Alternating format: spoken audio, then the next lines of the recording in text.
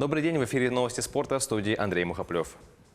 Якутянка Аина Моисеева выиграла первенство России по дзюдо. Воспитанница училища Олимпийского резерва имени Романа Михайловича Дмитриева стала победительницей первенства страны в Красноярске. 18-летняя спортсменка, которая, как ни кстати, перешла с нового сезона из юношеской возрастной группы в юниорскую. Дебют получился потрясающим. Воспитанница тренера Дамдиндоржа Гамбадоржа в весовой категории до 48 килограммов заняла первое место из 30 участниц. В первом круге Аина выиграла спортсменку из Ямала. Во второй схватке победила дзюдоистку из Московской области. А в полуфинале наша спортсменка одолела Марию Иващук из Краснодарского края. Ну а в финале Аина боролась не с кем-нибудь, а с победительницей первенства мира Ю-17 Мариной Воробьевой из Рязани. Но золотой финал получился скоротечным. Якутянка в самом начале схватки исполнила красивый бросок, завершив ее чистой победой. Иппон. Напомню, в Красноярск съехались более 600 спортсменов из 42 регионов России. Первенство среди юниоров и юниорок проходил во Дворце спорта имени Ивана Ярыгина. Сборная Португалии по футболу одержала крупную победу над командой Литвы со счетом 6-0 в домашнем матче отборочного турнира чемпионата Европы 2020 года. 3 голами отметился нападающий Ювентуса Криштиану Роналду. Для него этот хэт-трик стал 55-м в карьере и 9-м в сборной Португалии. В его активе 98 голов в составе национальной команды. Также голы в матче с литовцами на счету Пиццы, Гонсалу Паненсия и Бернарду Силвы. Чемпионат Европы в честь 60-летнего юбилея пройдет в 12 европейских городах, в том числе и в Санкт-Петербурге. Продолжаем новости отборочного турнира чемпионата Европы. Сборная Англии одержала крупную победу над командой Черногории со счетом 7-0 и вышла в финальную часть соревнований. Встреча прошла в Лондоне на стадионе Уэмбли. В первом тайме забитыми мячами отметились Окслейд Чемберлен, хэт-трик у Харри Кейна и Маркуса Шеффорда. Во втором тайме у англичан отметился Теми Абрахам. Еще один мяч защитник черногорской команды Александр Шафранац отправил в собственные ворота. Сборная Англии провела свой 1000-й официальный матч в истории. На прошлом чемпионате Европы во Франции англичане вышли из группы, в которой играли сборные России, Словакии и Уэльса, но проиграли в 1/8 финала исландцам. А лучшим результатом сборной Чехии на чемпионатах Европы является выход в финал в 1996 году. Ранее в финальную часть чемпионата Европы смогли отобраться сборные России, Бельгии, Испании, Польши, Турции, Украины и Франции.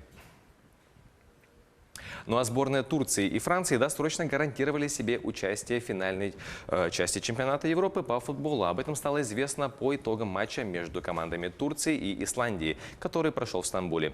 Сборные Турции и Исландии сыграли в ничью со счетом 0-0. В турнирной таблице отборочной группы H сборная Турции набрала 20 очков. В активе французов 19, у исландцев 16. Командам Турции и Исландии осталось в квалификации провести по одному матчу, а в случае равенства очков с французами и исландцами будут ниже в таблице по результатам личных встреч. Таким образом, сборные Турции и Франции стали недосягаемыми для команды Исландии и обеспечили себе участие в чемпионате Европы, куда попадают по 2 лучшие команды из каждой отборочной группы. Напомним, лучшим результатом сборной Турции на европейских первенствах является выход в полуфинал чемпионата 2008 года.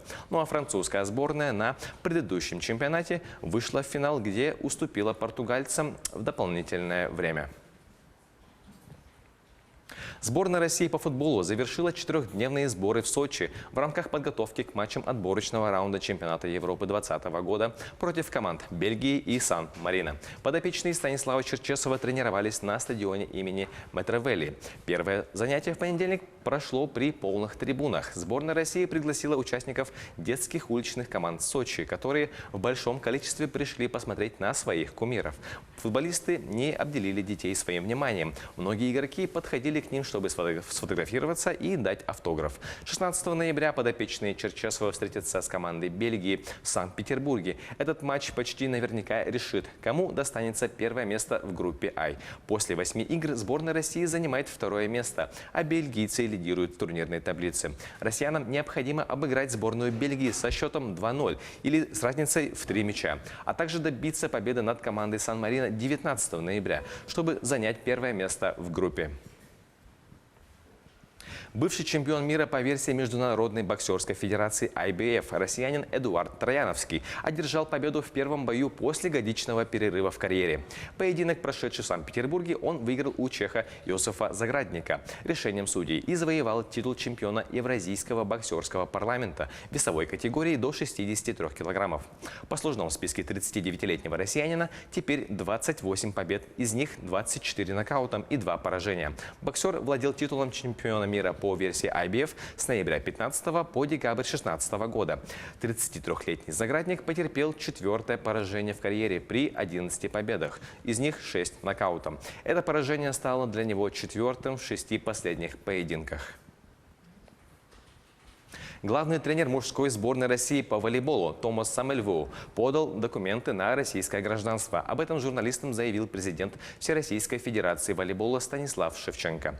Финский тренер работает в российском волейболе уже 3 года. За это время он успел стать чемпионом страны с кемеровским Кузбассом. В минувшие выходные 43-летний тренер вывел мужскую сборную России на Олимпийские игры в Токио. При этом мужская сборная разгромила команды Мексики, Кубы и Ирана, не проиграв ни одного сета в 3 матчах. На этом у меня все о самых ярких и важных спортивных событиях в Якутии и в мире. Смотрите в следующих выпусках.